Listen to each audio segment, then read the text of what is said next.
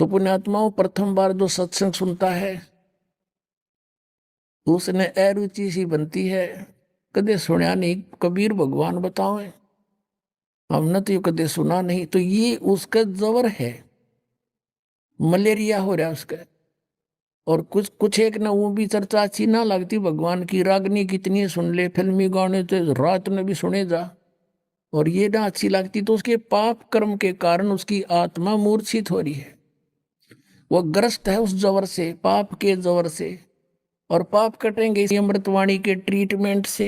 और फिर वो व्यक्ति हिम्मत सी करके ये वचन सुन ले भगवान के सत्संग के, ये फांकी मार ले और 5-4 सत्संग ना चाहते हुए भी सुन दे। जैसे गोली के कोई, ये गोलियां कोई खाकर, बट्टी जो खाकर राजी है कोई, पर हंगासा करके खानी पड़ती है, और फिर रंग लाती है, बुखार उतार देती है। बुखार उतरते ही फिर वो रोटी इतनी स्वादिष्ट लगती है कि सूखी खा जा, सब्जी की भी आवश्यकता नहीं। अपने आत्माओं, ये दास देखता है गांव गांव में, घर घर में जा करके दास ने परमात्मा के ये अमृत वचन सुनाए। पहले तो परिवार का एक सदस्य किसी के कहने से दास के पास आया, फिर पाठ रखवाया। घर जाते थे तो घर वाले उनके सारे नो कड़वे कड़वे देखा करते, यू कौन आ गया, यू क्या करेंगे फंड हमारे घर पे।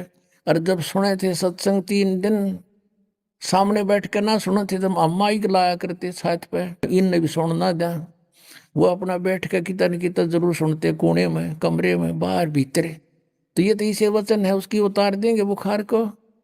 अगले दिन तो वो सत्संग सुनने के लिए सामने बैठ जाते थे। और फिर वही व्यक्ति जो सुनना भी पसंद नहीं करते थे, 100-100 किलोमीटर जाकर सत्संग सुनने आ करते, वह भूख जागी उनके, वह पाप कट गए, वह बुखार उतर गया पाप कर्मों का। इस वाणी में इतनी प्रबल शक्ति है, भगवान की वाणी है, कबीर भगवान की गॉड गिवन है, गरीबदास जी को दी उन्होंने, आगे लिखवाई, भगवान का दिया हुआ ये वो मंत्रित ग्रंथ है।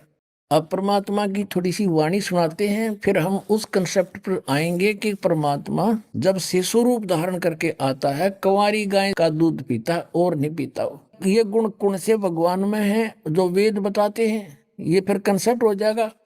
वेद जो बताते ही इज गॉड, जो वेदों में वर्णित है वो है पूर्ण परमात्मा। और वो लीला की किसने, वो हम उनकी लीलाओं से पता लग जाएगा। श्री राम को हम भगवान मानना थे, वह देख लियो, श्री कृष्ण ने मानने थे, उनमें देख लियो, जय लीला पा जाता है। और कबीर साहब की लीलाओं में जो के तो विद्वान आपको दिखाएंगे, 600 वर्ष पहले लिखे हुए, और वेदों में आप पढ़ ही रहे हो। अब सुना